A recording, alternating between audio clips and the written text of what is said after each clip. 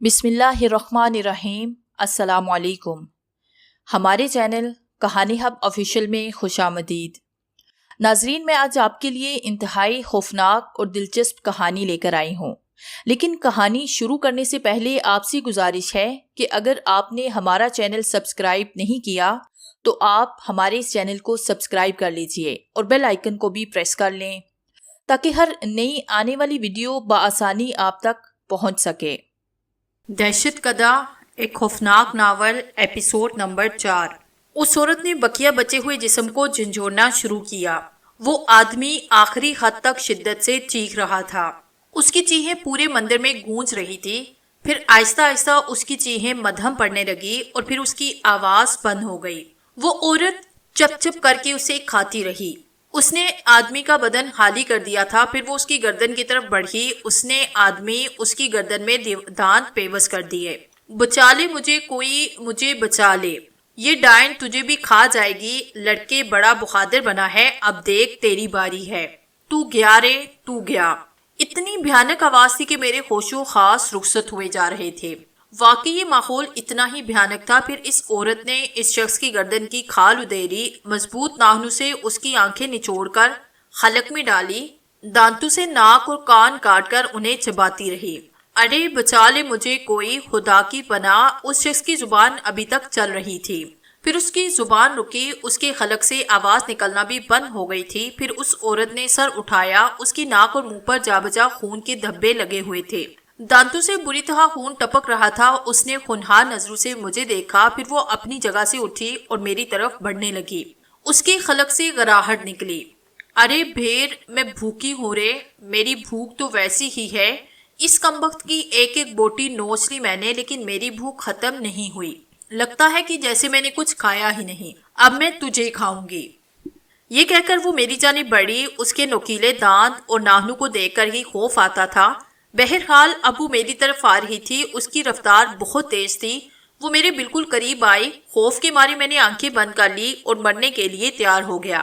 फिर न जाने क्या हुआ, उसने अभी तक मुझे छुआ क्यों नहीं, अपने दांत क्यों नहीं गाड़े मुझ पर, क्या हो गया है उसे। मैंने आंखें खोल दी। उसे देखकर आंखों पर यकीन न आया। मैं यही समझा था कि मेरी आंखों को जरूर कोई धोखा हुआ है।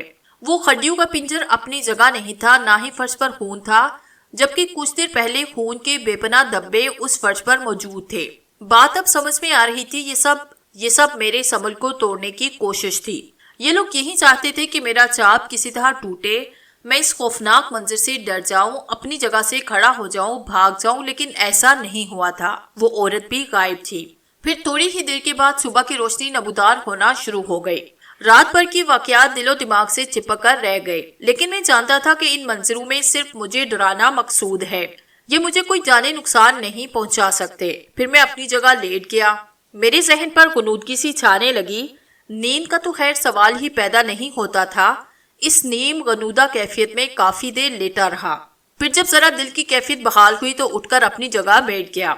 एक बार फिर खुद को मजबूत किया और पूरी तन्ही के साथ इस अमल में मसरूफ हो गया। इस माहौल की आदत पड़ती जा रही थी। शुक्र था कि इन वाकयात के बाद फिर दोबारा कोई वाकया पेश ना आया। अब तो बस एक ही लगन थी कि कब 40 दिन पूरे हों और कब मेरा ये अमल खत्म हो। इस इंतजार में पूरी लगन के साथ चाप करता रहा और दिन गुजरते रहे, लेकिन शायद अभी मेरे लिए कई इम्तिहान बाकी थे। ठीक 24वें दिन सूरज ढलने के बाद ही अजीबो गरीब वाकयात का आगाज हुआ। मैं अपने चाप में मसरूफ था और बड़े इत्मीनान से अमल पड़ रहा था कि कहीं से एक चीज उड़ती हुई आई और मुझसे कुछ फासले पर जमीन पर गिर पड़ी, लेकिन उसके गिरने से कुछ छींटे मेरे ऊपर जरूर पड़ी थी। और फिर मैंने नजर उठाकर उस चीज को देखा और मेरे रोंगटे खड़े हो गए। ये बकरे का कटा हुआ सर था, खून में लथपथ, और उस खून की छींटे फर्श पर बिखर गई थी और मेरे ऊपर भी पड़ी थी।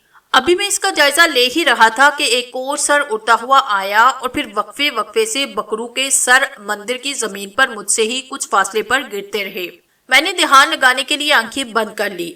इन सिरों से उड़ने वाली छींटे मेरे कपड़ों पर पड़ती रही थी, लेकिन मैं सब्र से बैठा रहा। काफी देर तक धमधम आवाजें आती रही, फिर खामोशी छा गई। कुछ देर के बाद वो सर खुद ब खुद गायब हो गए। बहुत देर इसी तरह गुजरी। फिर न जाने कहां से किसी बच्चे के रोने की आवाज सुनाई दी। मैंने घबराकर आंखें खोली। न जाने बच्चा यहाँ कैसे आया। کس کا بچہ ہے؟ پھر دوسرے کونے سے ایک اور آواز سنائی دی، پھر ایک اور جگہ سے رونے کی آواز آئی۔ جلدی کر دی تھی، یہ جلدی میرے محسنوں کی غلطی تھی جو مجھے روک رہے تھے، لیکن ان آوازوں کا جلدی جلدی آنا پھر وہی نشاندہی کرتا تھا۔ پھر یہ آوازیں تیز ہو گئی، کان پھاڑ دینے کی حد تک یہ آوازیں تیز ہو گئی۔ پھر ایک آواز آئی، مارو اسے، ارے جلدی کرو، یہ مروائے گا ہمیں، نادان ہے بالغ، ارے کاہے کا نادان، ہماری آزادی ختم کرنے جا رہا ہے، یہ نہیں چھوڑیں گے، نہیں چھوڑیں گے اسے۔ میں اب پرسکون ہو گیا تھا، دل میں یہ سوچا کہ اب ان سب باتوں سے ڈرنا بیکار ہے۔ صبح تک یہ مشغلہ جاری رہا، اس کے بعد ماحول پر سکون طاری ہو گیا۔ میرے خیر خواہوں نے میری دلچسپی کے لیے بہت سے سامان رکھے تھے، چنانچہ 32ویں رات میں چاپ میں مصروف تھا۔ اچانک ہی مندر کی زمین پھٹنا شروع ہوئی، اس میں ایک جگہ ایک بہت بڑا سوراخ ہو گیا، پھر اس سوراخ میں سے ایک چیز نے سر ابھارا، انتہائی خوفناک شکل تھی یہ، اوپر کوٹھے ہوئے کان، بھیڑیوں کے جیسے جبڑے جن سے دانت باہر جھانک رہے تھے، انگاروں جیسی دہکتی ہوئی آنکھیں۔ پھر اس نے دونوں ہاتھ اوپر رکھے اور ہاتھوں پر وزن سنبھال کر اوپر آ گیا۔ بالکل انسانوں کے جیسے ہاتھ پیر تھے اس کے، لیکن اس کا قد صرف 1 فٹ تھا۔ اتنا ہیبت ناک بونا میں نے زندگی میں پہلی بار دیکھا تھا۔ پھر اس کے پیچھے پیچھے ایک اور بونا نکلا، اس کا بدن ہی ویسا تھا، البتہ چہرہ شیر کی طرح تھا۔ لیکن ابھی یہ سلسلہ ختم نہ ہوا، 2 اور بونے ان دونوں کے پیچھے باہر نکلے اور ان کی حالت بھی مختلف نہ تھی۔ پھر سب سے آخر میں ایک اور بونا نکلا، اس کا چہرہ انتہائی خوفناک تھا، اس کا قد بھی ان تینوں سے تھوڑا بڑا تھا، اس کے چہرے پر جا بجا بال اگے ہوئے تھے، جبڑوں سے نوکیلے دانت باہر جھانک رہے تھے۔ پھر وہ پانچوں ایک ساتھ چلتے ہوئے میرے قریب آئے۔ وہ لمبا بونا سب سے آگے تھا، پھر اس کے منہ سے منمناتی ہوئی آواز نکلی، چمپک۔ جی مالک، ایک دوسرے بونے نے کہا۔ ارے یہ کون ہے؟ یہ بیڑا بڑا کٹھور ہے۔ ارے میں نے پوچھا یہ ہے کون؟ یوں تو یہ مسلمان ہے، بس سمپورنی کے لیے چاپ کر رہا ہے۔ یہ چاپتی اور چاپتی کا شوربہ، یہ کرے گا چاپ۔ کرے گا کیا مالک؟ کر رہا ہے، آپ دیکھ نہیں رہے کیسے پٹر پٹر پڑ رہا ہے؟ پڑھنے دے رہے، پر سوچ لے نہ صرف تو بلکہ سب اس کے نیچے آ جائیں گے۔ دیکھ چمپک، ایک تو یہ ٹھہرا منش، پھر مسلمان، نہ بھائی نہ، میں نہ آؤں گا اس کے پھیر میں۔ پھر کیا کرے مالک؟ تم میں سے ایک سے مارا نہیں گیا؟ ہم میں سے؟ ہاں تم لوگوں میں سے۔ پر مالک یہ کیا پر لگا رکھی ہے؟ طے کر لو کون مارے گا اسے۔ میں ماروں گا، وہ بونا جسے چمپک کہا گیا تھا وہ بولا۔ نہیں اسے میں ماروں گا، ایک دوسرے بونے نے کہا۔ نہیں تم دونوں میں سے کوئی اسے ہاتھ نہیں لگائے گا، اس کی موت میرے ہاتھوں لکھی ہے، تیسرے بونے نے کہا، اور پھر عجیب ہی کھیل شروع ہو گیا۔ یہ سب آپس میں لڑنے لگے، ہر ایک یہی چاہتا تھا کہ میری موت اسی کے ہاتھوں ہو۔ پھر میں نے دیکھا کہ انہوں نے اپنے لباسوں میں سے چھوٹی چھوٹی تلواریں نکالی، وہ تلواریں لہرانے لگے اور آگے پیچھے ہو کر پینترے بدلنے لگے۔ ان کے انداز اگر عام حالات میں کوئی شخص دیکھتا تو مارے ہنسی کے اس کا برا حال ہوتا، لیکن میں جانتا تھا کہ یہ بونے بھی اس عمل سے روکنے کے لیے مجھ تک بھیجے گئے ہیں، چنانچہ میں خاموش رہا۔ پھر ان بونوں میں جنگ شروع ہوئی، وہ چاروں آپس میں انتہائی ماہرانہ جنگی انداز میں لڑ رہے تھے۔ پھر ان میں سے 2 بونے زخمی ہو گئے اور زمین پر گر کر کراہنے لگے۔ پھر اچانک ہی وہ دونوں غائب ہوئے، اس کے بعد دونوں بونوں میں جنگ شروع ہوئی۔ اس دوران وہ 5واں بونا اچھل اچھل کر ان دونوں کو جوش دلاتا رہا۔ شاباش، مارو ٹانگ مارو، ادھر سے تلوار چلاؤ، شاباش شاباش چمپک، اس بڑے بونے نے کہا، اور چمپک نے ادب سے گردن جھکا دی۔ اس بڑے بونے نے بھرتی سے اپنے لباس سے تلوار نکالی اور چمپک کی گردن اڑا دی، اور پھر میں نے جو منظر دیکھا وہ ناقابل یقین حد تک ہیبت ناک تھا۔ چمپک اطمینان سے اس طرف مڑا جہاں اس کی گردن جا پڑی تھی، پھر وہ اپنے ننھے ننھے پیروں سے چلتا ہوا اس جگہ پہنچا جہاں اس کی گردن پڑی تھی۔ اس نے اطمینان کے ساتھ تلوار زمین پر ڈالی، جھک کر اپنی گردن اٹھائی اور دوبارہ اپنے شانوں کے درمیان رکھ لی، پھر دوبارہ تلوار زمین سے اٹھائی اور جھٹکے سے اس بڑے بونے کی طرف مڑا۔ مالک یہ کیا حرکت تھی؟ چمپک، میں ماروں گا اسے، تو ہٹ جا، میرا ارادہ بدل گیا ہے، اب میں خود اسے ماروں گا۔ مالک تو آپ مجھے ایسے ہی منع کر دیتے، بس میری مرضی، یہ بھی تو منع کرنا ہی ہوا نا۔ اچھا پھر ٹھیک ہے، دیکھتے ہیں کون اسے مارتا ہے۔ یہ کہہ کر چمپک اس بڑے بونے کی جانب لپکا اور ان دونوں میں جنگ شروع ہو گئی۔ پھر لڑتے لڑتے یہ دونوں بھی شدید زخمی ہوئے۔ اس کے بعد ایک اور عجیب و غریب منظر دیکھنے میں آیا۔ ان دونوں نے ایک دوسرے کو بیچ میں سے آدھا کاٹ دیا تھا، دونوں کے آدھے آدھے حصے زمین پر آ پڑے اور پھر یہ دونوں بھی غائب ہو گئے۔ ابھی میں اس منظر کے سحر میں کھویا ہوا تھا اور سوچ رہا تھا کہ عجیب تماشے دکھائے ہیں میرے میزبانوں نے، اتنے خوفناک منظر، یہ خوفناک چہرے، ان کا انداز، لیکن میں نے محسوس کر لیا تھا ان سب کے پیچھے مقصد وہی ہے، یعنی کسی بھی طرح میرا یہ چاپ ٹوٹ جائے، اس کے پھیر میں بھول جاؤں، پر اب شاید یہ ممکن نہ تھا۔ لیکن پھر مندر کی زمین لرزنے لگی اور میں چونک پڑا۔ اب کیا ہوا؟ شاید زلزلہ آ گیا ہے۔ میرے خریف شاید ان تمام حربوں سے ناکام ہو کر مجھے زمین میں دفن کرنے پر تل گئے تھے اور اس لیے زلزلے کی صورت پیدا ہو گئی تھی۔ لیکن تھوڑی ہی دیر میں زمین کے لرزنے کی وجہ سمجھ میں آ گئی۔ 8-10 جنگلی بھینسیں تیزی سے دوڑتے ہوئے میری جانب آ رہے تھے۔ اس بار میں بالکل خوفزدہ نہیں ہوا تھا اور میں نے اپنی آنکھیں کھول رکھی تھی۔ کیا ہوگا؟ زیادہ سے زیادہ کیا ہوگا؟ یہ بھینسیں مجھے اپنی طاقتور کھرو سے کچل دیں گے، مجھے اپنی سینگوں پر اچھال لیں گے، میں مر ہی جاؤں گا۔ لیکن اب میں مرتے دم تک جاب کے الفاظ دہرانا چاہتا تھا۔ میں چاہتا تھا کہ میرے دل کی حرکت بند بھی ہو جائے تو اپنے مقصد کی تکمیل کرتے ہوئے، اپنا مقصد حاصل کرتے ہوئے۔ بہرحال یہ بھینسیں میری جانب بڑھے اور پھر بڑی عجیب بات ہوئی، ان جنگلی بھینسوں کا فاصلہ مجھ سے کوئی 1 گز رہ گیا تو اچانک ہی وہ کسی چیز سے ٹکرائے۔ لیکن وہ چیز کیا تھی؟ کیونکہ میری نظروں کے سامنے تو شفاف منظر نظر آ رہا تھا اور پھر میں نے دیکھا کہ وہ بھینسیں ٹوٹ پھوٹ گئے، کسی کے سر سے خون بہنے لگا، کسی کے سینگ ٹوٹ گئے۔ بہرحال یہ تماشا کافی دیر تک جاری رہا اور یہ بھینسیں ٹوٹی پھوٹی ہوئی حالت میں میری طرف بڑھتے اور کسی چیز سے ٹکرا کر پلٹ جاتے، پھر تھک ہار کر وہ بھی غائب ہو گئے۔ بڑی اذیت ناک رات تھی یہ۔ اس کے بعد کوئی خوفناک واقعہ پیش نہ آیا۔ اب تو صرف ایک ہی لگن تھی کہ بقیہ دن بھی پورے ہوں اور میں اس مورتی کا مالک بن جاؤں، اور پھر 40واں دن بھی آ گیا۔ شکر تھا کہ اس کے بعد کوئی مجھے تنگ کرنے نہیں آیا۔ دل میں ایک خوف کا احساس بھی تھا کہ دیکھو آگے کیا ہوتا ہے، لیکن خوشی بھی تھی کہ چلو یہ چاپ تو ختم ہوا۔ بہرحال یہ 40واں دن بھی آہستہ آہستہ اپنا وقت پورا کر رہا تھا۔ میں بھی انتہائی توجہ کے ساتھ چاپ میں مصروف تھا اور ساتھ ساتھ آگے پیش آنے والے ایسے واقعات کا منظر تھا۔ اس دوران مجھے بہت سے اندازے ہوئے۔ چاپ کے ان دنوں مجھے ڈرانے کی ہر ممکن کوشش کی گئی، لیکن میری تقدیر نے میرا ساتھ دیا۔ دن اور رات کی تمیز کے بغیر میں نے اس کا پھیر کیا تھا۔ نہ جانے کتنی بار یہ عمل دہرایا تھا۔ اب تو مجھے یہ الفاظ ایسے یاد ہو گئے تھے کہ شاید انہیں زندگی بھر نہ بھول پاتا۔ ویسے ایک بہت اچھا تجربہ ہوا تھا۔ عام دنیا میں لوگ کہتے ہیں کہ جو لوگ نئے نئے لوگوں سے ملتے ہیں ان سے خوش اخلاقی سے پیش آتے ہیں، ان کے کام آتے ہیں اور ان سے کام بھی لیتے ہیں، وہ دنیا میں کامیاب کہلاتے ہیں۔ لیکن میرا تو کسی انسان سے پالا نہیں پڑا تھا۔ ہر لمحے، ہر دن زبردست تحفے میرے منتظر رہتے جو میرے خیر خواہوں نے مجھے ڈرانے کے لیے، میرا چاپ توڑنے کے لیے بھیجے تھے۔ اپنے ان محسنوں کے تحفوں کو بھول نہیں سکتا تھا۔ وہ مکروہ شکل کی بلیاں جن کی گراہٹ ہی آدمی کے بدن کو لرزا دے، وہ انسانی آوازوں میں ہنستی تھی۔ انہوں نے میرا مذاق اڑایا، مجھے روکنے کی کوشش کی۔ اس کے بعد وہ مرد اور عورت، وہ منظر تو جیسے میرے دماغ پر نقش ہو گیا تھا۔ وہ عورت جس طرح سے اس آدمی کو کھا رہی تھی، اس کا انداز جانوروں سے بھی بدتر تھا۔ کس طرح اس نے اس شخص کی آنکھیں نوچی، ناک کان چبائے، اور وہ شخص اس کی زبان بالکل صحیح الفاظ ادا کر رہی تھی۔ حالانکہ شروع میں اس کے الفاظ میری سمجھ میں نہ آئے تو میں یہی سمجھا کہ شاید ہونٹ کٹا ہونے کی وجہ سے ایسا ہے، لیکن آخری وقت میں وہ صحیح الفاظ ادا کر رہا تھا۔ اس کا مطلب ہے کہ وہ دونوں بھی بدروح تھے۔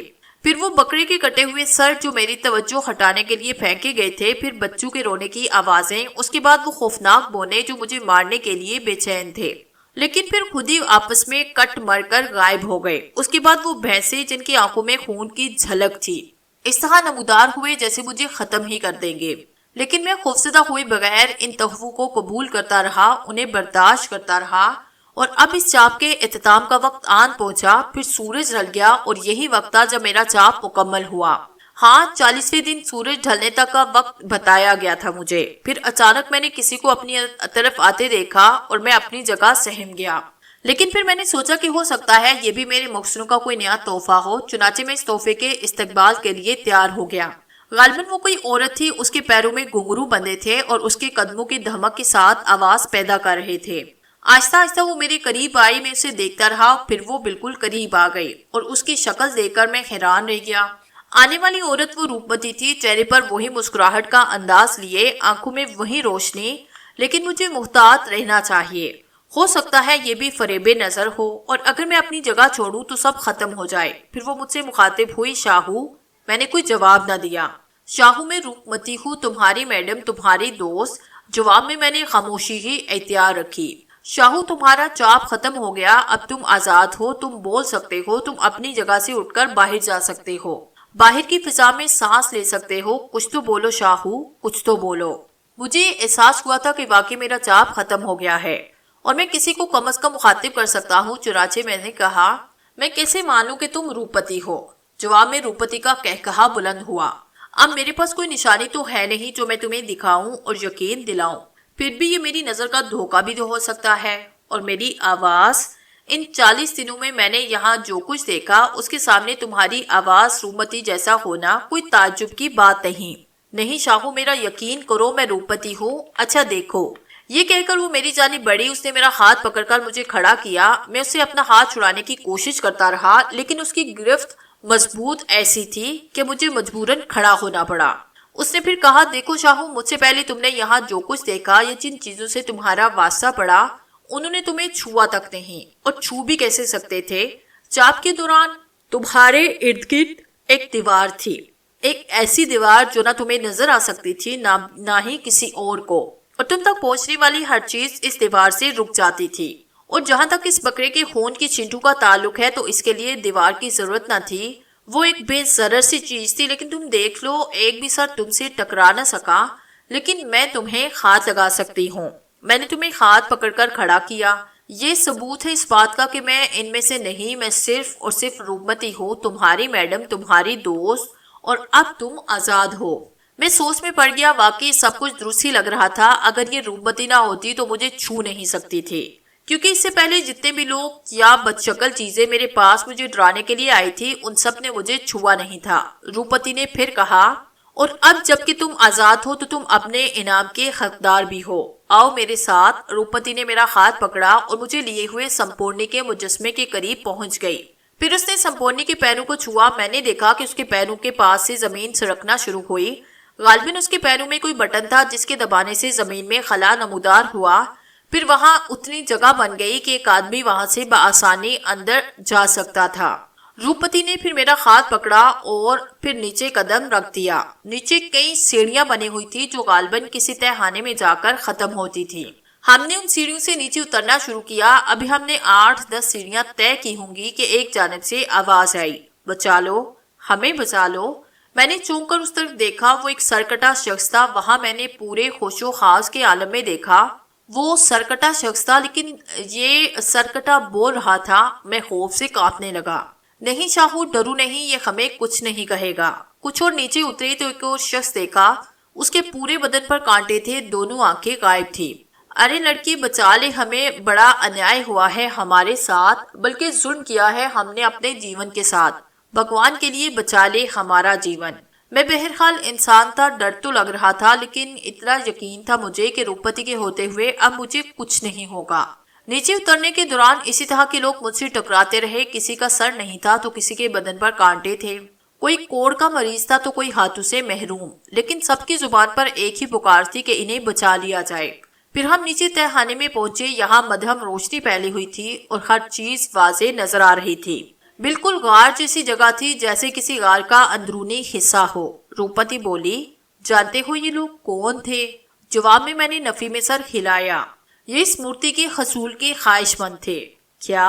ہاں، تم سے پہلے لوگوں نے مجھ سے مورتی کے حصول کی خواہش ظاہر کی اور میں انہیں یہاں لے کر آئی ہوں، لیکن یہ سب کمزور دل کے مالک تھے، ان کا دل تمہاری طرح مضبوط نہیں تھا، ان کے اندر اعتماد کی کمی تھی۔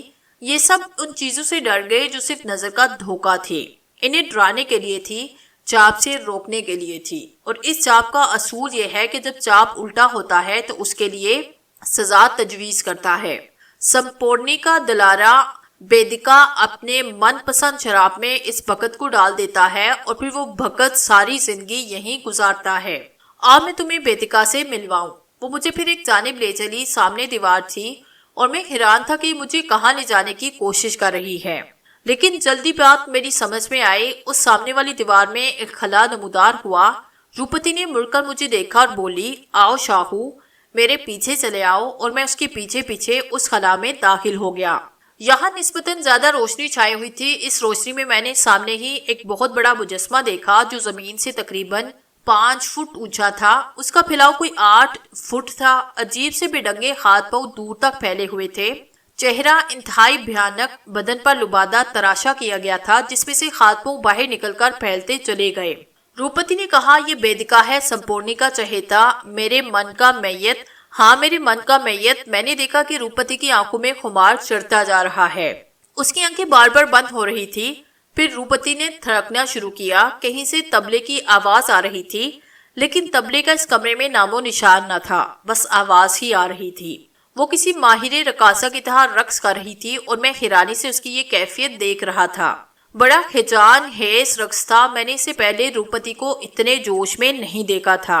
روپتی کچے خاصے بدن کی مالک عورت تھی، لیکن اس وجود کے باوجود اس کی یہ مہارت دیکھ کر میں حیران رہ گیا۔ کافی دیر تک وہ رقص کرتی رہی۔ طبلے کی آواز کے ساتھ گھنگرو کی چھنکار ایک عجیب سا سما پیدا کر رہی تھی۔ روپتی کا چہرہ شدت جوش سے شروع ہو گیا، لیکن یہ کیا، اس کے چہرے کی کھال پھٹنا شروع ہوئی۔ پھر اس کے ہاتھوں پیروں کی کھال بھی پھٹنے لگی۔ اس کا بدن نیلا پڑتا جا رہا تھا۔ پھر اس کی زبان اس کے سینے پر لٹک آئی۔ آنکھیں لال انگارہ ہو گئی، جبڑے کھینچ گئے۔ میں خوفزدہ بھی تھا اور حیران بھی کہ اسے کیا ہو گیا ہے۔ پھر اس کے رقص کرنے کی رفتار کم ہونے لگی، ساتھ ساتھ طبلے کی آواز بھی کم ہوتی جا رہی تھی۔ پھر وہ بھی ختم ہو گئی اور روپمتی رک گئی۔ اس نے میری طرف دیکھا۔ وہ آنکھیں، ان آنکھوں میں انگارے روشن تھے۔ پھر طبلے کی تھاپ شروع ہوئی اور وہ اس کے ساتھ دوبارہ رقص کرنے لگی۔ اس پر میں نے ایک عجیب و غریب منظر دیکھا۔ اس کے بدن میں ہاتھوں کی جگہ سے مزید 2 ہاتھ نکلنا شروع ہوئے۔ پھر ان کی لمبائی اصلی ہاتھوں جتنی ہو گئی۔ پھر اس کے بدن سے اس کی ٹانگیں بھی 2 سے 4 ہوئی، پھر مزید نکلنے لگی، اور اب وہ اپنی اصلی ٹانگوں کے علاوہ اپنی اضافی ٹانگوں میں ناچ رہی تھی، جس کی وجہ سے اس کا باقی جسم کبھی دائیں طرف جھک جاتا اور کبھی بائیں طرف۔ بڑا پر اسرار اور بھیانک منظر تھا۔ روپتی خود کسی چڑیل سے کم نہ تھی۔ بکھرے بال، لٹکی ہوئی زبان، اتنے سارے ہاتھ پاؤں، پھٹا ہوا گوشت۔ پھر رقص کرتے اچانک وہ رکی اور جھٹکے سے میری طرف مڑی۔ شاہو، بڑی عجیب سی آواز تھی اس کی۔ جی میڈم صاحبہ۔ شاہو، تجھے مورتی چاہیے نا؟ جی، میں شدید خوفزدہ تھا۔ آؤ میرے پاس آؤ۔ کیا؟ آؤ میرے پاس آؤ، اس نے نرم لہجے میں کہا۔ میں آج خوش ہوں شاہو، بہت خوش ہوں۔ تم اپنے مقصد میں کامیاب ہو، تم نے وہ حاصل کیا جس کے لیے کئی لوگ اپنا جیون گنوا بیٹھے۔ کیا تم خوش ہو؟ جی میڈم صاحبہ، بہت خوش۔ جی بالکل۔ اچھا تو پہلے یہ مورتی لے لو۔ اس نے اپنے لباس سے ایک مورتی نکالی۔ یہ وہی مورتی تھی جو اس نے پہلے مجھے دی تھی۔ میں ڈرتی ڈرتی آگے بڑھا اور پھر میں نے وہ مورتی اس کے ہاتھ سے لے لی۔ اس نے پھر کہا، شاہو، تم نے یہ مورتی بے شک حاصل کر لی اور تم اس کے حقدار ہو، لیکن یہ کام تم نے صرف اپنے لیے کیا ہے نا؟ جی۔ اور اس کام کے بدلے تمہیں مورتی کیسے ملی؟ تمہیں ہی ملی نا؟ جی بالکل۔ تو اس میں تو سارا فائدہ تمہارا ہی ہوا۔ اس میں مجھے کیا ملا؟ آپ جان لے سکتی ہیں میری۔ ارے نہیں، ایک اتنی ہمت والا لڑکا جس نے بڑے بنوں سے ادھورا رہ جانے والے عمل کو دکھایا، اس کی زندگی تو میرے لیے انتہائی قیمتی ہے، اور پھر سب سے بڑھ کر یہ کہ تم میرے دوست ہو، اور اس دوستی کے صلے میں تم سے کام لینا چاہتی ہوں۔ مجھے بتائیے، کیا کام لینا چاہتی ہیں آپ مجھ سے؟ میں وعدہ کرتا ہوں کہ اب میں آپ کا کام کروں گا، میں نے سہمے ہوئے انداز میں کہا۔ نہیں شاہو، ڈرنے کی ضرورت نہیں، اب سمپورنی کا مجسمہ تمہارے پاس ہے۔ اب تم ڈرانے والی چیز ہو، ایک طاقت کے مالک ہو۔ اب تم اس طاقت کو استعمال کرتے ہوئے تم میرا وہ کام کرو گے۔ جی ٹھیک ہے، میں نے پھر اسی انداز میں کہا۔ اس دنیا میں ہر شخص کے کچھ دوست ہوتے ہیں، جیسے کہ تم میرے دوست ہو، لیکن زندگی کی ہر موڑ پر اس کے دشمن بھی اس کے منتظر ہوتے ہیں، اور ان کا ایک ہی کام ہوتا ہے، اپنے حریف کا نقصان یا پھر اس کی موت۔ اس جیون پھیر میں میرے بھی 5 دشمن ہیں جو میری جان لینے کے خواہش مند ہیں، لیکن میں چاہتی ہوں کہ میں ہی انہیں ان کے جیون سے آزاد کروں، انہیں اس تکلیف سے ہمیشہ کے لیے مکتی مل جائے کہ میں ابھی تک زندہ کیوں ہوں۔ تم سمجھ رہی ہو نا میری بات؟ جی جی میڈم۔ اور اس کام میں تم میرا ساتھ دو گے، بلکہ ان 5 دشمنوں کو تلاش کر کے تم ہی ان کا خاتمہ کرو گے؟ جی میں نے خوفزدہ لہجے میں کہا۔ ہاں، تمہیں میرا کام کرنا ہوگا، مجھے اپنے ان 5 دشمنوں کا خون چاہیے، لیکن میں کس طرح؟ سمپورنی کی مورتی تمہارے پاس ہے، بہت بڑی شکتی ہے یہ، اور اس شکتی کا مظاہرہ تم دیکھ چکے ہو۔ ترتیب وار ان دشمنوں کا خیال کرنا، یہ مورتی ان تک پہنچنے میں تمہاری معاون مددگار ہوگی۔ اس کے بعد کیا کرنا ہے تمہیں خود ہی سوچنا ہوگا، مجھے بس ان کا خون چاہیے، اور جب تم ان پانچوں کا خون میرے پاس لے آؤ گے تو پتا ہے کیا ہوگا؟ کیا؟ یہ سمپورنی کی شکتی کچھ معاملات میں محدود ہے، لیکن ان پانچوں کے خون لانے کے بعد تم امر شکتی کے مالک بن جاؤ گے۔ میں تمہیں وہ شکتی دوں گی کہ پھر شاید تم سے بڑا شکتیمان کوئی نہ ہو۔ پھر اس نے بدیکا کے مجسمے کے نیچے رکھا ہوا ایک پیالہ اٹھایا۔ اس پیالے میں عجیب سا سیال تھا۔ اس کا رنگ بالکل سفید تھا اور یہ بالکل پانی ہی کی طرح کا تھا، لیکن پانی سے گاڑھا تھا۔ اس نے وہ سیال میرے منہ پہ ڈالا۔ جا بالک، وجے ہو تیری وجے ہو، سمپورنی کی شکتی تیرے ساتھ ہے۔ سمپورنی کی شکتی تیرے ساتھ ہے، روپتی کا آشیرواد تیرے ساتھ ہے، وجے تیرا مقدر ہے، تیری وجے اوش ہوگی، تیری وجے ہوگی۔ روپتی بلند آواز میں کہتی رہی، لیکن میں خاموش رہا۔ اس خاموشی کی وجہ آنکھوں میں ہونے والی شدید جلن تھی، جس نے مجھے بے چین کر دیا تھا۔ میں اپنی بے چینی کا اظہار روپتی کے سامنے نہیں کرنا چاہتا تھا، لیکن پھر یہ جلن شدید ہو گئی اور میں نے دونوں ہتھیلیاں آنکھوں پہ رکھی۔ مورتی میرے بائیں ہاتھ کی انگلیوں میں دبی ہوئی تھی۔ کافی دیر تک میں اپنی آنکھیں ملتا رہا۔ یہ شاید اسی پانی کا اثر تھا جو روپتی نے میرے چہرے پر ڈالا تھا۔ اس پانی میں مرچیں یا ایسی ہی کوئی چیز تھی کہ کچھ دیر کے لیے میری آنکھیں بالکل بند سی ہو گئی۔ پھر یہ جلن کم ہونا شروع ہو گئی، لیکن میں اب بھی آنکھیں مل رہا تھا، اور پھر آہستہ آہستہ یہ جلن ختم ہو گئی۔ میں نے آنکھوں پر سے ہاتھ ہٹائے، لیکن یہ کیا؟ یہ کون سی جگہ سے سارا منظر غائب ہو گیا تھا؟ اب نہ وہ مندر تھا، نہ بدیکا کا مجسمہ، اور نہ روپمتی میرے سامنے تھی، بلکہ میں ایک میدانی ڈھلان میں کھڑا تھا۔ ایک ایسا میدانی ڈھلان جس میں مختلف قسم کے خورد پودے اگے ہوئے تھے۔ کہیں لمبی گھاس ان پودوں کے درمیان جھانک رہی تھی۔ دور دور تک کھلا میدان نظر آتا تھا۔ کافی دور ایک سڑک نظر آ رہی تھی اور میں سڑک کی طرف چل پڑا۔ دل میں یہی خیال تھا کہ کسی طرح اس سڑک تک پہنچ جاؤں اور کسی ایسے شخص کو تلاش کروں جو مجھے کسی آباد علاقے کا راستہ بتائے یا مجھے وہاں لے جائے۔ چنانچہ میں چلتا رہا اور پھر اوپر پہنچ گیا۔ یہ ایک شفاف سڑک تھی، دور دور تک کسی آدم ذات کا نام و نشان نہ تھا۔ سڑک کی دوسری طرف بھی ایسے ہی ڈھلان تھے۔ بہرحال کافی دیر تک اسی طرح کھڑا رہا، پھر ایک جانب سے دھول اڑتی ہوئی نظر آئی۔ غالباً کوئی گاڑی اس طرف آ رہی تھی، اور پھر میرا اندازہ درست نکلا کیونکہ اس دھول میں سے گاڑی آئی۔ دراصل یہ وہ مٹی اور دھول تھی جو اس سڑک کے کناروں پر موجود تھی، اور تیزی سے گزرنے والی گاڑیاں اس دھول کو اڑاتی ہوئی گزرتی ہوں گی۔ بہرحال میں اس بات کے لیے تیار ہو گیا کہ میں اس گاڑی کو ضرور روکوں گا۔ چنانچہ میں سڑک کے درمیان میں آیا۔ البتہ اتنی جگہ میں نے ضرور چھوڑی کہ اگر گاڑی والا مجھے نہ دیکھ سکے تو میں ایک طرف ہو جاؤں تاکہ محفوظ رہوں۔ پھر میں نے دونوں ہاتھ اوپر اٹھائے اور زور زور سے اپنے ہاتھوں کو ہلانا شروع کر دیا جیسے میں مدد چاہتا ہوں۔ پھر اس گاڑی والے نے شاید مجھے دیکھ لیا کیونکہ اس کی گاڑی کی رفتار کم ہونا شروع ہو گئی۔ ایک گاڑی میرے قریب آ کے رکی۔ یہ بالکل نئی چمکتی ہوئی گاڑی تھی۔ پھر اس میں سے ایک آدمی نکلا جو خوش شکل آدمی تھا، رنگ گوڑا، خوبصورت لمبے بال جو شانوں تک چلے گئے تھے، آنکھوں میں سنہری فریم کی اینک، ہاتھوں میں انگشتریاں، گلے میں چین پڑی تھی، جدید تراش خراق کا لباس پہنے ہوئے دیکھنے دکھانے والی چیز تھی۔ اس نے کہا، آفتاب، آپ یہاں اس تنہا ویرانے میں کیا کر رہے ہیں؟ کچھ نہیں، ایک مسافر ہوں۔ راستہ بھول گئے ہیں کیا؟ جی، لیکن آپ کے پاس کوئی سواری نہیں؟ نہیں جی، میں شہر جانے والی بس میں سوار ہوا تھا، پھر بس ایک جگہ رکی، سب نیچے اتر کر ادھر ادھر گھومنے لگے، میں بھی ایک درخت کے نیچے بیٹھا، میری آنکھ لگی، آنکھ کھلی تو بس جا چکی تھی۔ یہ تو بہت برا ہوا۔ ہاں جی، شہر جانا چاہتا ہوں، کیا آپ میری مدد کریں گے؟ ہاں کیوں نہیں، میں شہر ہی کی طرف جا رہا ہوں، میرے ساتھ چلیں، شہر میں آپ جہاں بھی کہیں گے میں آپ کو اتار دوں گا، اس نے کہا اور ڈرائیونگ سیٹ کے ساتھ والا دروازہ کھولا۔ میں اس کے ساتھ گاڑی میں بیٹھا، پھر اچانک اس نے کہا، آپ کا سامان وغیرہ؟ وہ بس میں ہی تھا۔ سامان کے ذکر سے مورتی یاد آئی جو میں نے اندرونی لباس میں چھپا رکھی تھی۔ یہ تو بہت برا ہوا، آپ کا پرس وغیرہ تو ہے نا آپ کے پاس؟ جی نہیں۔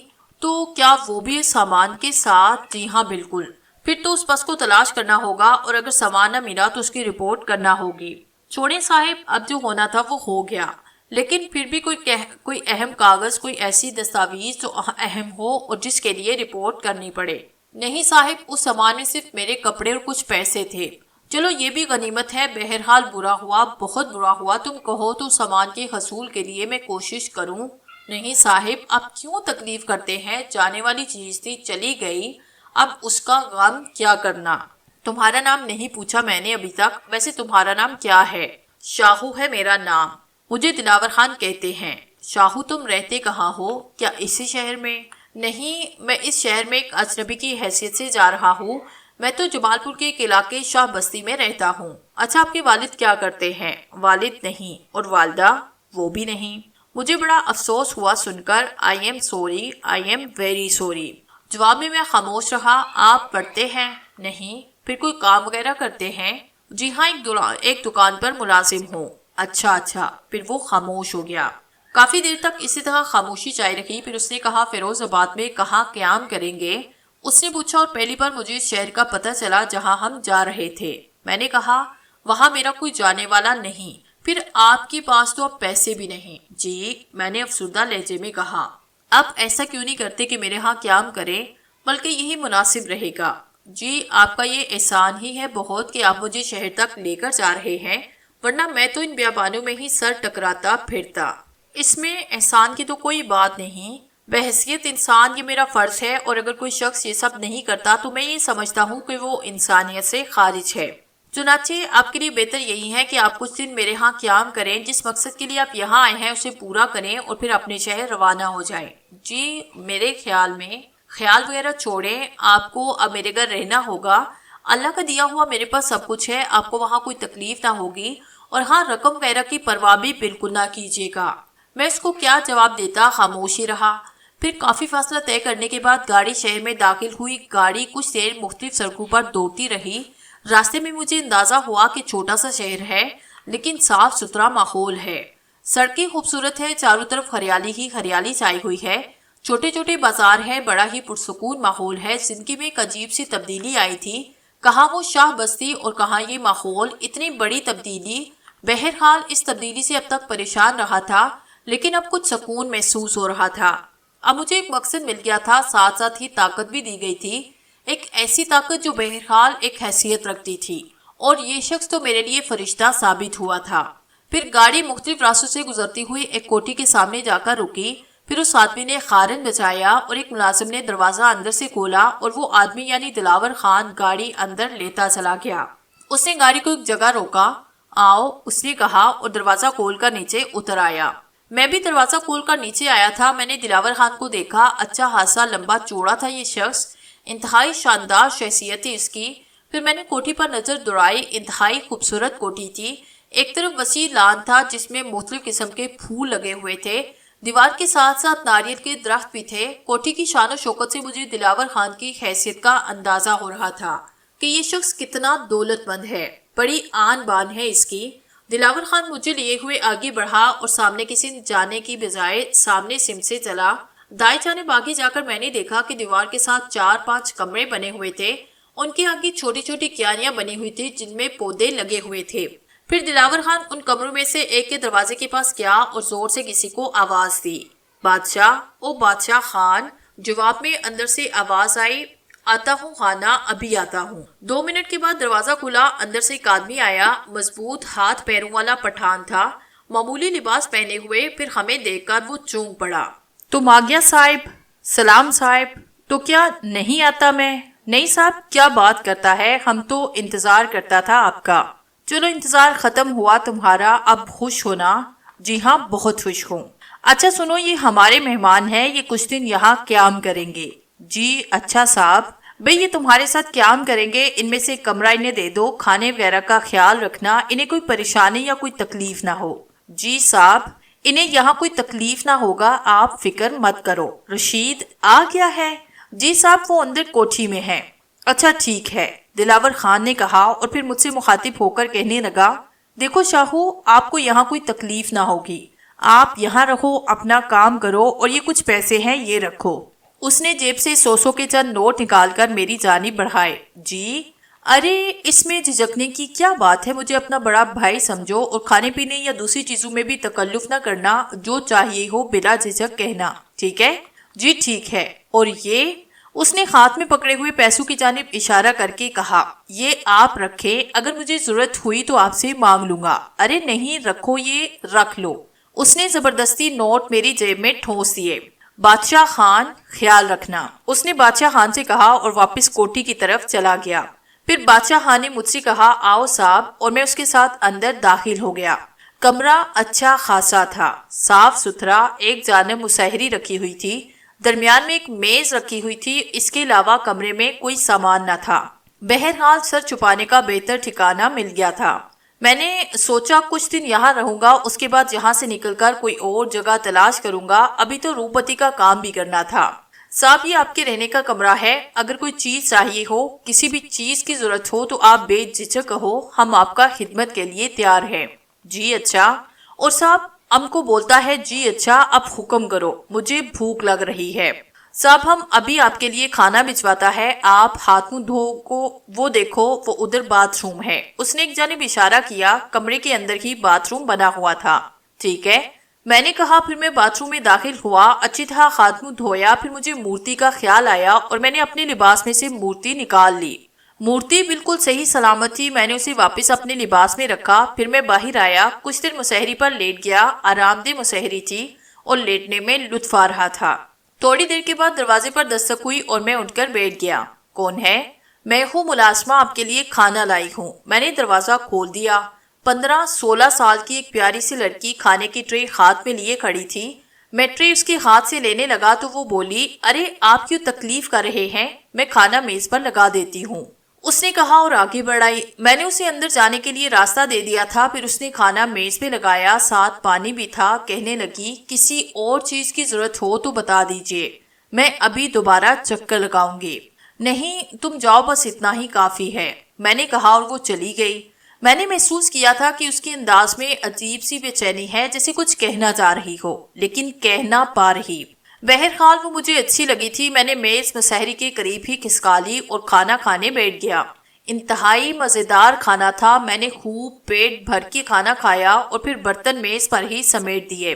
اس کے بعد میں مسہری پر جا لیٹا۔ کچھ دیر کے بعد دروازے پر دستک ہوئی۔ آ جاؤ، دروازہ کھلا ہے، میں نے کہا، اور وہی لڑکی دروازہ کھول کر اندر داخل ہو گئی۔ میں جلدی سے اٹھ کر بیٹھ گیا تھا۔ اس نے خاموشی سے برتن سمیٹ کر ٹرے میں رکھے، پھر مجھ سے مخاطب ہوئی، کسی اور چیز کی ضرورت تو نہیں؟ نہیں شکریہ، میں نے کہا اور واپسی کے لیے مڑ گئی۔ میں اسے دروازے سے باہر جاتے ہوئے دیکھتا رہا تھا، پھر میں آرام ہی کرتا رہا تھا۔ تمام خیالات کو اب ذہن سے جھٹک دیا تھا اور کافی حد تک پرسکون تھا۔ کافی دیر اسی طرح گزر گئی، پھر دروازے پر دوبارہ دستک ہوئی۔ کون ہے؟ اندر آ جاؤ، میں نے کہا اور بادشاہ خان اندر آیا۔ میں ایک بار پھر اٹھ کر بیٹھ گیا۔ او لیٹے رہو صاحب، ہم تو یہ پوچھنے کو آیا تھا کہ تم نے کھانا کھا لیا؟ ہاں بادشاہ خان، میں نے کھانا کھا لیا۔ اور چائے؟ نہیں، چائے نہیں پی۔ اور سب تم بہت شرماتا ہے۔ اس بی بی سے چائے کا بول دیتا، 2 منٹ میں آ جاتا۔ اچھا اب خود لے کر آتا ہے، بادشاہ خان نے کہا اور باہر چلا گیا۔ بہت اچھا رویہ تھا ان لوگوں کا میرے ساتھ، ایک تو کھانا ہی اتنا شاندار تھا، اس کے بعد چائے اور دوسری چیزیں۔ میں بہرحال ان لوگوں سے متاثر ہوئے بغیر نہ رہ سکا تھا۔ تھوڑی دیر کے بعد بادشاہ خان چائے لے کر آیا۔ اس کے ہاتھ میں ایک ٹرے تھی جس میں چائے کی کیتلی رکھی ہوئی تھی، ساتھ ہی 2 پیالیاں بھی تھی، یہ برتن بھی انتہائی خوبصورت تھے۔ بادشاہ خان بولا، صاحب تمہیں اگر برا نہ لگے تو ہم بھی آپ کے ساتھ؟ ہاں بادشاہ خان، اس میں پوچھنے کی کیا بات ہے، میں نے کہا، اور بادشاہ خان نے دونوں پیالیوں میں چائے انڈیلی، پھر ایک کپ اس نے میری جانب کیا اور دوسرا کپ لے کر زمین پر بیٹھ گیا۔ بادشاہ خان، اوپر آ جاؤ یہاں۔ نہیں صاحب، ہم کو عادت ہے، ہم ٹھیک ہے، لیکن اچھا نہیں لگتا۔ نہیں صاحب، ہم نے اپنے کمرے میں بھی زمین پر بستر لگایا ہے، ہم کو اس زمین کی عادت ہے۔ اچھا جیسے تمہاری مرضی۔ صاحب کسی بھی چیز کی ضرورت ہو، کوئی تکلیف ہو، آپ ہمارا دروازہ بجانا، چاہے آدھی رات کا وقت ہی کیوں نہ ہو، ہم آپ کے لیے حاضر ہیں۔ یہ تو تمہاری محبت ہے بادشاہ خان، میں نے کہا تھا۔ پھر ہم خاموشی سے چائے پیتے رہے۔ بادشاہ خان نے زبردستی مجھے 2 کپ اور پلائے تھے، پھر وہ چائے کے برتن لے کر باہر نکل گیا۔ میں اطمینان کے ساتھ مسہری پر لیٹ کر سونے کی کوشش کرنے لگا اور تھوڑی ہی دیر کے بعد مجھے نیند آ گئی تھی۔ 1-2 دن اسی طرح گزر گئے، وہی معاملات تھے، بادشاہ خان اور وہ لڑکی آتے جاتے تھے۔ اس دوران دلاور خان سے دوبارہ ملاقات نہیں ہوئی۔ میں باہر بھی آتا تھا، کبھی لان میں، کبھی ادھر ادھر گھومتا۔ میں نے یہاں ایک خاص بات محسوس کی کہ اس کوٹھی میں ان 3 افراد کے علاوہ میں نے کسی کو نہ دیکھا تھا۔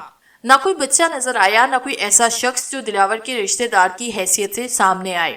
ماحول پر بھی خاموشی چھائی رہتی اور عجیب سی پر اسرار کیفیت تھی۔ پھر تیسرے دن ابھی میں ناشتے سے فارغ ہوا ہی تھا کہ دلاور خان میرے پاس آیا۔ کہو شاہو، کیسی گزر رہی ہے؟ آپ کی مہربانیاں ہیں جناب، بہت بڑا احسان کیا آپ نے مجھ پر۔ اس میں مہربانی کی کیا بات ہے شاہو؟ یہ سمجھو یہ تمہارا اپنا گھر ہے، کوئی تکلیف نہیں ہے تمہیں یہاں۔ کیوں شرمندہ کر رہے ہیں؟ اتنی اچھی طرح سے دیکھ بھال کر رہے ہیں آپ لوگ کہ میں آپ کا بے حد ممنون ہوں۔ اچھا یہ بتائیے، آپ کو کام کے سلسلے میں جانا تھا کہیں، اس کے سلسلے میں کیا پروگرام ہے؟ بس تھوڑی دیر کا کام ہے، کسی بھی وقت میں چلا جاؤں گا۔ آپ کو جب بھی جانا ہو مجھے آگاہ کرنا، میں باہر آتا جاتا رہتا ہوں، آپ میرے ساتھ چلیے گا۔ نہیں جناب، ایسی کوئی بات نہیں، میں آرام سے چلا جاؤں گا، جیسے آپ کی مرضی، اس نے کہا۔ پھر 1-2 منٹ دلاور خان میرے پاس رکا، پھر کہنے لگا، اچھا شاہو آپ ہو آئیے گا، میں ذرا کام سے جا رہا ہوں، اور کوئی بھی چیز چاہیے تو بلا جھجک کہہ دینا۔ وہ بار بار آپ سے تم پر آتا، پھر جلدی سے سنبھل کر دوبارہ سے آپ سے مخاطب کرتا۔ جی بالکل۔ پھر دلاور خان چلا گیا۔ میں نے بادشاہ خان سے کہا، بادشاہ خان میں آج ذرا باہر کام سے جاؤں گا، دوپہر تک واپسی ہوگی۔ ٹھیک ہے، سب کھانا تو یہی کھائے گا نا؟ ہاں میں واپس آ کر ہی کھانا کھاؤں گا۔ ٹھیک ہے صاحب، بادشاہ خان نے کہا۔ پھر میں واپس اپنے کمرے میں آیا۔ اس دوران بادشاہ خان نے مجھے 2 جوڑی کپڑے دیے تھے جو کہ دلاور خان نے ہی بھیجے تھے۔ چنانچہ جس میں نے نہا دھو کر اس میں ایک لباس پہنا اور پھر میں باہر نکل آیا۔ مین گیٹ بادشاہ خان نے کھولا تھا اور میں چونک پڑا۔ بادشاہ خان، جی صاحب، چوکیدار چھٹی پر ہے کیا؟ چوکیدار نوکری چھوڑ گیا ہے صاحب۔ کیوں؟ بس کہتا تھا گاؤں جا کر اب اپنا کام کرے گا، کچھ گھریلو مسئلہ بھی تھا اس کا صاحب۔ کوٹھی کے دونوں جانب پلاٹ بنے ہوئے تھے، آس پاس بھی گھر کم ہی بنے تھے اور بیشتر زمین خالی پڑی تھی، لیکن یہاں بھی میں نے کسی انسان کو نہیں دیکھا تھا۔ یہ بڑے لوگ بس گھروں میں گھسے رہتے ہیں، انہیں کسی سے کوئی مطلب نہیں ہوتا، بس اپنے اپنے گھروں میں مست رہتے ہیں۔ بہرحال میں چلتا رہا اور کافی دور نکل آیا، پھر مین روڈ پر آیا۔ مین روڈ پر اسی طرح چلتا رہا، تھوڑی دور ایک بازار سا نظر آ رہا تھا، چنانچہ اسی طرف چل پڑا۔ راستہ میں نے اچھی طرح یاد کر لیا تھا اور اس طرف سے مجھے کوئی پریشانی نہ تھی۔ چلتے چلتے میں بازار تک آیا، یہاں تھوڑی بہت رونق تھی، لوگ روزمرہ کی ضروریات کی چیزیں خرید رہے تھے۔ کافی دیر تک یوں ہی اس بازار میں گھومتا رہا، پھر ایک دکان میں لگی ہوئی گھڑی میں وقت دیکھا، دن کا 1 بج رہا تھا۔ میں واپسی کے لیے مڑا، پھر اسی طرح پیدل چلتا ہوا میں واپس کوٹھی پہنچ گیا۔ ابھی مین گیٹ پر لگی بیل بجانے کا ارادہ ہی کر رہا تھا کہ بادشاہ خان دروازہ کھول کر باہر آیا۔ ارے صاحب تم؟ ہاں میں واپس آ گیا۔ چلو اچھا ہوا، اچھا ایک سائیڈ پکڑو۔ اس نے مجھے ایک طرف ہونے کا اشارہ کیا، پھر اندر جا کر مین گیٹ پورا کھولا۔ میں نے دیکھا کہ اندر سے ایک لمبی گاڑی باہر نکل رہی ہے۔ یہ گاڑی دلاور خان کی نہیں تھی۔ میں نے گاڑی کی ڈرائیونگ سیٹ کی طرف دیکھا، وہاں کوئی اور ہی شخص موجود تھا، اکیلا ہی تھا۔ عجیب سی شخصیت سی اس کی، لمبے بال، بڑی بڑی مونچھیں، آنکھوں پر گہرے رنگ کا چشمہ لگایا ہوا۔ اس نے تیزی سے گاڑی ریورس کی اور پھر زناٹے سے باہر نکل گیا۔ پھر اسی تیزی کے ساتھ اس نے گاڑی سڑک پر دوڑائی۔ اس کا اندازہ بالکل ایسا ہی تھا جیسے پولیس اس کے پیچھے لگی ہو۔ میں اس کی حرکت سے حیران تھا۔ بہرحال مجھے اس سے کوئی غرض نہیں تھی۔ میں واپس اپنے کمرے میں آیا۔ تھوڑی دیر کے بعد بادشاہ خان میرے پاس آیا۔ صاحب کھانا بھجوا دے؟ ہاں بادشاہ خان، شدید بھوک لگی ہے۔ اچھا صاحب، ہم ابھی بھجواتا ہے، ہم ایک کام سے جا رہا ہے، کوئی چیز چاہیے تو سنبل کو بتا دینا۔ ٹھیک ہے۔ مجھے حیرانی تھی کہ مجھے یہاں آئے ہوئے 3 سے 4 دن ہو گئے تھے، لیکن میں نے اس لڑکی کا نام تک نہیں پوچھا۔ بادشاہ خان چلا گیا۔ پھر وہ لڑکی میرے لیے کھانا لے کر آئی۔ اس نے کھانا میز پہ لگایا اور ایک جانب کھڑی ہو گئی۔ میں حیران تھا کہ وہ ابھی تک یہی موجود ہے۔ پھر میں نے اسے پوچھا، خیریت، کوئی خاص بات ہے کیا؟ تم یہاں کیسے پھنس گئے؟ میں سمجھا نہیں۔ میں تم سے پوچھ رہی ہوں کہ تم ان لوگوں کے چکر میں کیسے پھنس گئے؟ لیکن تمہیں اس سے کیا غرض؟ بھاگ جاؤ، نکل جاؤ یہاں سے، یہ لوگ نہیں چھوڑیں گے تمہیں۔ تمہاری باتیں میری سمجھ میں نہیں آ رہی، آخر تم کہنا کیا چاہتی ہو؟ بس میں یہ چاہتی ہوں کہ تم اپنی زندگی بچا سکتے ہو تو بچا لو، لیکن یہ لوگ میری جان کیوں لیں گے؟ یہ تو انتہائی شریف لوگ ہیں۔ تم نہیں جانتے نام کیا ہے تمہارا؟ شاہو۔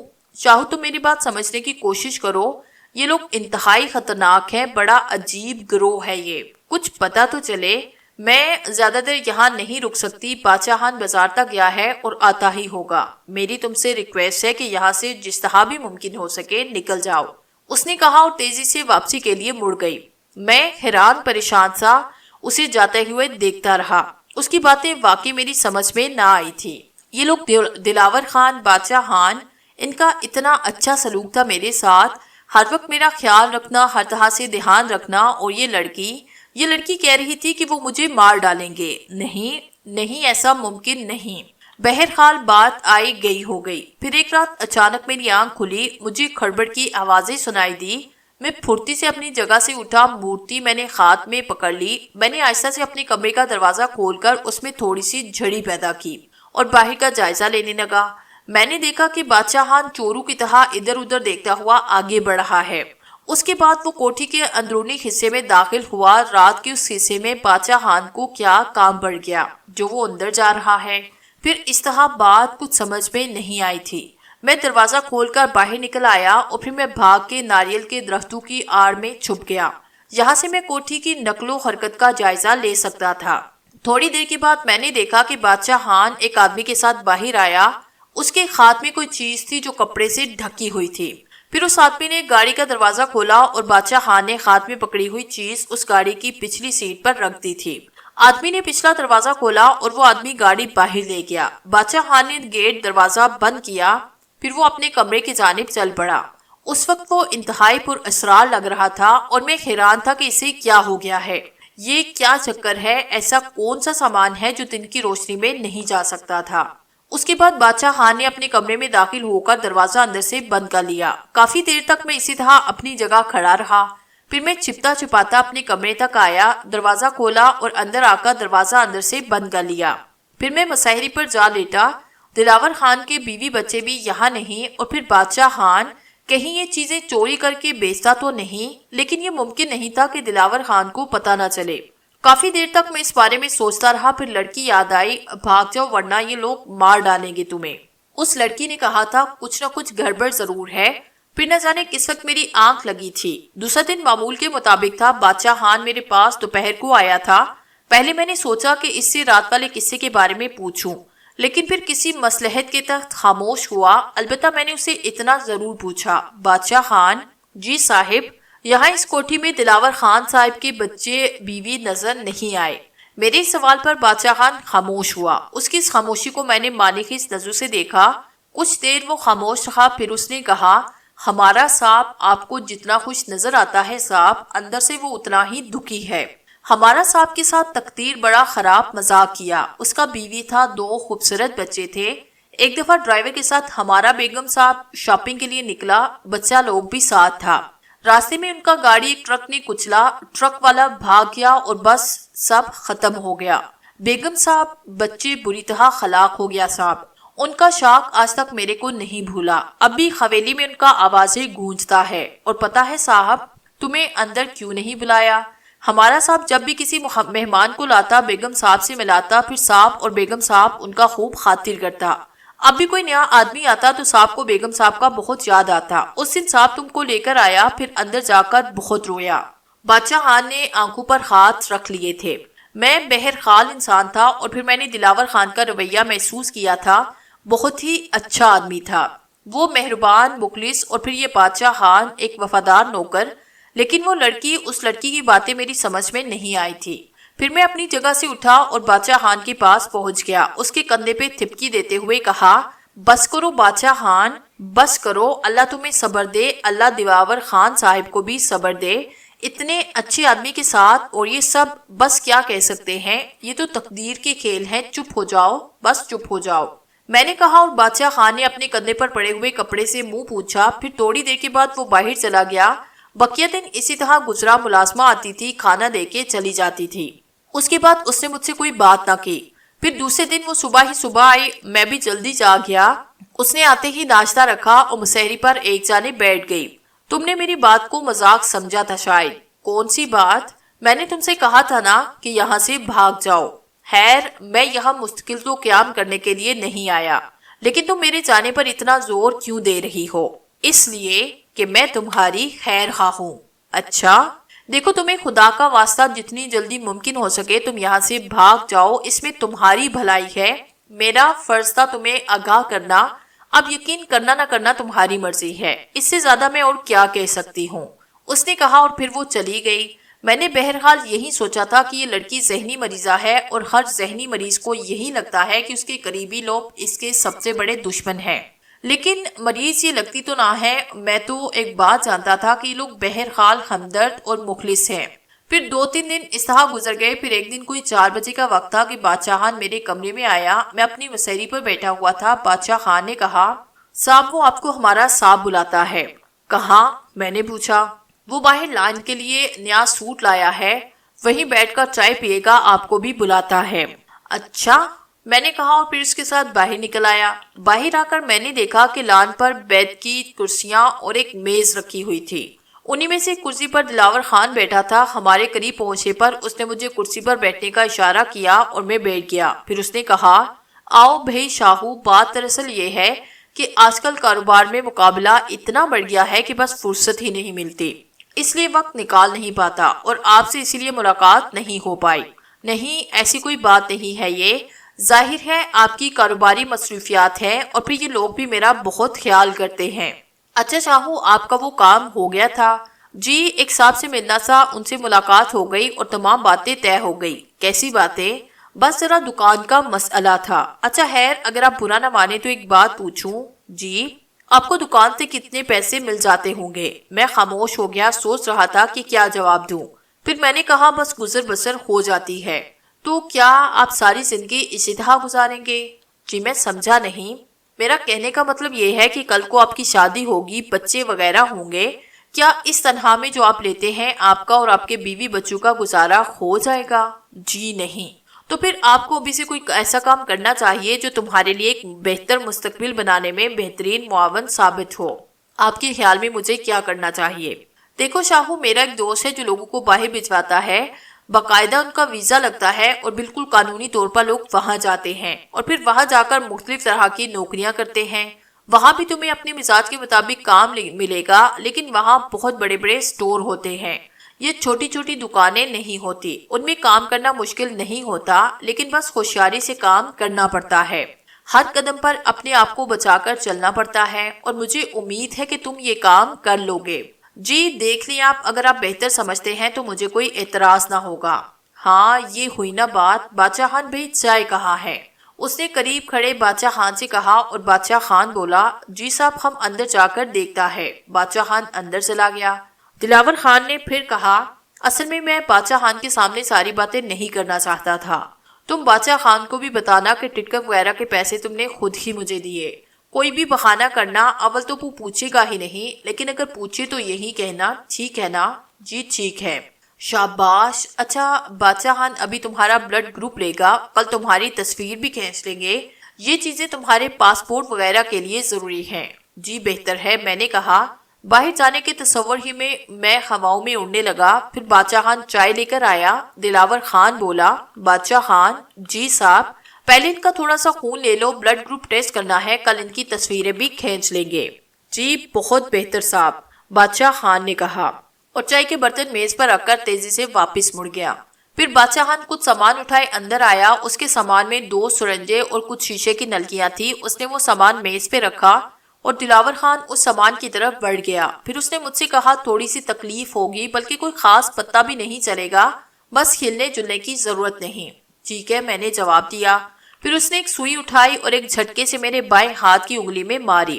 انگلی میں ہلکی سی تکلیف ہوئی اور پھر میں نے دیکھا کہ انگلی میں خون چھلک آیا۔ پھر اس نے میری انگلی ایک شیشے کی نلی میں ڈالی اور میرا خون ٹپ ٹپ کر کے اس میں گرنے لگا۔ جب یہ نلی تھوڑی سی بھری تو اس نے میری انگلی ہٹائی۔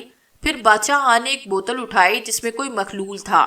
اس نے روئی اس مخلول میں تڑکی اور میری انگلی پر رکھ دی اور کس کر دبا دیا۔ پھر مجھ سے کہنے لگا، اس کو ایسے دبائی رکھو۔ میں نے دوسری ہاتھ سے انگلی دبائی۔ پھر دلاور خان نے بادشاہ خان سے کہا، بادشاہ خان میرا کام پورا ہو گیا۔ اچھا صاحب، بادشاہ خان نے کہا اور پھر دوسری ٹرے جس میں شیشے کی نلیاں وغیرہ رکھی تھی اٹھائی اور اندر چلا گیا۔ دلاور خان چائے کے برتنوں کی طرف متوجہ ہوا۔ پھر اس نے چائے پیالیوں میں اڈیلی اور ایک کپ میری طرف بڑھایا۔ میں ابھی بھی اپنی انگلی دبائے ہوئے تھا۔ خان نے کہا، اوئے بس کرو، یہ تو 1 منٹ کی بات ہوتی ہے، پھر خون خود بخود رک جاتا ہے، بس چھوڑ دو اسے۔ میں نے روئی ہٹائی، خون بند ہو گیا۔ پھر میں نے جلدی سے چائے کا کپ اس کے ہاتھ سے لیا۔ پھر ہم چائے پیتے رہے۔ چائے پینے کے بعد دلاور خان نے کہا، اچھا شاہو اب تم آرام کرو، 1 آدھ دن میں تمہاری تصویریں کھینچ لیں گے، پھر تمہارا پاسپورٹ بن جائے گا۔ ٹھیک ہے، میں نے کہا۔ پھر دوسرے دن بادشاہ خان میرے پاس آیا، صاحب آپ کو ذرا بازار چلنا ہے۔ کہاں؟ وہ مارکیٹ میں ایک دکان ہے، وہاں لوگ تصویر کھنچواتا ہے۔ اچھا میں نے کہا، اور پھر میں اس کے ساتھ چلنے کے لیے تیار ہو گیا۔ پھر ہم نے بازار میں پہنچ کر تصویریں کھنچوائی اور واپس آ گئے۔ دن اسی طرح گزر گیا، شب و روز گزرتے رہے۔ پھر ایک رات کو ایک عجیب و غریب واقعہ پیش آیا۔ میں اپنے کمرے میں آرام سے سو رہا تھا کہ اچانک ہی مجھے چیہوں کی آواز سنائی تھی۔ ان آواز کی وجہ سے میری آنکھ کھلی۔ میں جلدی سے بستر سے چھلانگ لگا کر باہر آیا۔ پھر میں نے مورتی ہاتھ میں لی اور روشنی جلائے بغیر دروازے تک پہنچا۔ پھر میں نے اسی دن کی طرح دروازے میں دراز پیدا کی اور باہر کا جائزہ لینے لگا۔ چیہوں کی آوازیں لان سے آ رہی تھی، کسی لڑکی کے چیخنے کی آوازیں تھی۔ میں نے آس پاس کا جائزہ لیا، اس کمرے کے آس پاس کوئی نہ تھا، چنانچہ میں نے احتیاط سے باہر نکل کر دروازہ بند کیا اور ناریل کے درختوں کی جانب رینگ گیا۔ پھر میں وہاں جا کر چھپا اور کوٹھی کی طرف دیکھنے لگا۔ کوٹھی کے سامنے والے حصے میں ہلکی ہلکی روشنی ہو رہی تھی اور اس روشنی میں میں نے دیکھا کہ لان کے آخری سرے پر ایک شخص سے لڑکی کو پکڑے ہوئے تھا اور وہ لڑکی چیخ رہی تھی، چھوڑ دو مجھے جانے دو، میں مرنا نہیں چاہتی۔ میں نے آنکھیں پھاڑ پھاڑ کر اس جانب دیکھنا شروع کیا اور میں اپنی جگہ اچھل پڑا۔ اگر میری نگاہیں دھوکہ نہیں دے رہی تو یہ لڑکی سنبل تھی اور اسے اندر کی جانب زبردستی لے جانے والا بادشاہ خان۔ لیکن یہ اسے اس طرح کیوں پکڑے ہوئے ہے اور اسے اس طرح کیوں گھسیٹ رہا ہے، اور یہ لڑکی یہ چیخ کیوں رہی ہے؟ دیکھنا چاہیے، ضرور دیکھنا چاہیے۔ پھر میں نے دیکھا کہ بادشاہ خان لڑکی کو گھسیٹ کر اندر لے گیا۔ لڑکی مسلسل چیختی رہی۔ میں نے اپنی جگہ چھوڑی اور چھپتا چھپاتا آگے بڑھنے لگا، لیکن اس بار میں نے رفتار تیز رکھی تھی اور پھر اس جگہ پہنچ گیا جہاں کوٹھی کا صدر دروازہ تھا۔ میں نے دروازے پر ہلکا سا دباؤ ڈالا اور دروازہ بغیر آواز کیے کھل گیا۔ اس کا مطلب ہے دروازہ اندر سے بند نہ تھا۔ میں اندر چلتا گیا۔ ایک لمبی راہداری تھی جو دور تک چلی گئی تھی۔ چیہوں کی آوازیں مسلسل آ رہی تھی اور کسی کمرے سے بلند ہو رہی تھی۔ میں نے ان چیہوں کی آوازوں سے سمت کا اندازہ لگایا اور پھر اس جانب چل پڑا۔ راہداری میں لائن سے کمرے بنے تھے، انہی کمروں میں سے ایک کمرے کا دروازہ کھلا ہوا تھا۔ شاید جلدی میں بادشاہ خان دروازہ بند کرنا بھول گیا تھا۔ میں تیزی سے اس کمرے میں داخل ہوا۔ اس کمرے میں کوئی موجود نہ تھا، لیکن ایک کونے سے مسلسل لڑکی کی آوازیں آ رہی تھی۔ پھر یہ بھی بند ہو گئی۔ میں اس کونے میں پہنچا اور میں نے ایک عجیب و غریب منظر دیکھا۔ اس کونے میں زمین ہی غائب تھی۔ یہ کوئی 1.5 فٹ کی جگہ تھی اور اس جگہ ایک چوکور خلا تھا۔ میں نے اس خلا میں جھانک کر دیکھا، سیڑھیاں نیچے نظر آ رہی تھی۔ میں نے مورتی مضبوطی سے پکڑی اور ہمت کر کے سیڑھیاں اترنا شروع کر دی۔ نیچے شاید کوئی بہت بڑا تہہ خانہ تھا۔ میں سیڑھیاں اترتا رہا، پھر سیڑھیاں ختم ہو گئی۔ سامنے ہی بڑے بڑے پردے لگے تھے۔ میں آہستہ آہستہ چلتا ہوا ان پردوں کے پاس پہنچا اور پھر ان کے پیچھے سے تھوڑی سی جگہ بنا کر دوسری جانب دیکھنے لگا، لیکن دوسری جانب جو کچھ تھا وہ انتہائی حیران کن تھا۔ یہاں 2 قطاروں میں لمبی میزیں دور تک چلی گئی تھی اور ان میزوں پر بڑے بڑے جار رکھے ہوئے تھے۔ ان جاروں میں سے کسی میں دل رکھے تھے، کسی میں پھیپھڑے، کسی میں گردے۔ میں حیرانگی کے ساتھ ان چیزوں کو دیکھتا رہا تھا۔ میری سمجھ میں نہیں آیا تھا کہ آخر ان سب چیزوں کا کیا مقصد ہے۔ ان بڑے بڑے جاروں پر میں نے لیبل لگے ہوئے بھی دیکھے تھے۔ بڑا عجیب تھا یہ سب۔ پھر میں نے ان جاروں کے درمیان واش بیسن دیکھے۔ پتہ نہیں بادشاہ خان اس لڑکی کو کہاں لے گیا۔ دیکھنا تو تھا، چنانچہ اپنی جگہ سے میں آگے بڑھا۔ پھر ان واش بیسنوں میں میں نے جو کچھ دیکھا اسے دیکھ کر مجھے گھن آنے لگی۔ ان واش بیسنوں میں کہیں کہیں خون جمع ہوا تھا۔ یہ خون، یہ اعضاء جو مجھے انسانی اعضاء ہی محسوس ہو رہے تھے۔ پھر آگے جا کر یہ چیزیں ختم ہو گئی۔ ان کے بعد ایک دروازہ کھلتا تھا، یہ دروازہ بھی کھلا پڑا تھا۔ میں آہستہ آہستہ چلتا ہوا اس دروازے میں داخل ہوا اور یہاں میں نے دیکھا کہ ایک لمبی سی میز پڑی ہے۔ اس میز پر وہ ملازمہ جس کا نام سنبل تھا بندھی ہوئی پڑی تھی۔ اس طرح کہ اس کے دونوں ہاتھ دونوں جانب کس کر باندھ دیے گئے تھے اور دونوں پیر بھی اسی طرح بندھے ہوئے تھے۔ منہ میں کپڑا ٹھسا ہوا تھا۔ بادشاہ خان ایک ٹرے ہاتھ میں پکڑے اس میز سے کچھ فاصلے پر تھا۔ اس کا منہ دوسری جانب تھا۔ ایک پردہ ہٹا اور اس کے پیچھے سے دلاور خان برآمد ہوا، ہاتھوں میں داستانے پہنے ہوئے، سر سے پاؤں تک سفید لباس پہنے ہوئے۔ اس نے بھی مجھے دیکھ لیا تھا۔ پھر اچانک ہی مجھے جوش آیا۔ میں نے چیخ کر کہا، یہ تم کیا کر رہے ہو؟ یہ کیا تماشا ہے؟ دلاور خان کو غصہ آیا۔ بادشاہ خان بھی چونک کر پلٹا۔ پھر دلاور خان کے چہرے کے عضلات آہستہ آہستہ اپنی جگہ پر آئے اور وہ پرسکون نظر آنے لگا۔ کچھ بھی نہیں ہو رہا میری جان، یہ تو ہم اپنی روزی کا سامان کر رہے ہیں۔ تم نے کیوں باندھا ہے اسے؟ یہی تو ہے روزی۔ اب دیکھو پیارے، ابھی ہم اس کے دل، پھیپھڑے اور گردے وغیرہ نکال کر انہیں بیچیں گے اور اس کے بعد ہمیں پیسے ملیں گے۔ یہی ہمارا کام ہے۔ اور ہاں سنو، تمہارے گروپ کا بھی آرڈر آیا ہوا ہے۔ کیا خیال ہے بادشاہ خان، کل کی بجائے آج ہی کیوں نہ اس گروپ کے آرڈر بھی نپٹا لیے جائیں؟ کل پھر نئے سرے سے آپریشن کی تیاریاں کرنا پڑے گی۔ جو آپ کا مرضی ہو صاحب۔ اس وقت بادشاہ خان بھی مشینی انداز میں بول رہا تھا۔ نہیں، میں تمہیں ایسا نہیں کرنے دوں گا۔ میں پولیس کو اس بارے میں بتا دوں گا تم اتنا گندا کاروبار کرتے ہو۔ اب تم یہاں سے زندہ نکلو گے تو ہی بتاؤ گے نا۔ ہم تمہیں یہاں سے زندہ نہیں جانے دیں گے۔ اگر تم روک سکتے ہو تو روک لو، اور سنو پہلے اس لڑکی کو چھوڑ دو، میں نے کہا، اور تیزی سے آگے بڑھا، لیکن پھر دلاور خان کے ہاتھ میں دبے ہوئے پسٹل کو دیکھ کر اپنی جگہ رک گیا۔ شاباش شاہو، اب آرام سے اپنی جگہ کھڑے رہو، ہلنا نہیں، ورنہ تمہارے جسم میں یہ 6 کی 6 گولیاں پیوست ہو جائیں گی۔ ہاں بھی بادشاہ خان، اپنا کام شروع کریں۔ جی صاحب، یہ لو پسٹل لو اور اسے نشانے پر رکھنا، یہ کوئی حرکت نہ کرنے پائے، اس نے کہا، اور بادشاہ خان نے پسٹل اس کے ہاتھ سے لیا، پھر اس نے مجھے نشانے پر رکھ لیا۔ ادھر دلاور خان ایک انجیکشن لے کر لڑکی کی طرف بڑھنے لگا۔ یہ غالباً بے ہوشی کا انجیکشن تھا۔ اچانک ہی مجھے مورتی کا خیال آیا جو میرے بائیں ہاتھ میں دبی ہوئی تھی۔ میں نے مورتی کو مزید مضبوط ہاتھوں سے پکڑا اور زور سے کہا، تم دونوں آدمی اسی وقت اپنی جگہ ساکت ہو جاؤ۔ میرا اتنا کہنا تھا کہ میں نے دیکھا وہ دونوں آدمی اپنی جگہ ساکت ہو گئے۔ زبردست اور حیران کن بات تھی، میرے سامنے تیسری بار اس مورتی کا مظاہرہ ہوا تھا اور میں اس بات کا دل سے قائل ہو گیا تھا کہ یہ مورتی انتہائی زبردست طاقت کی حامل ہے۔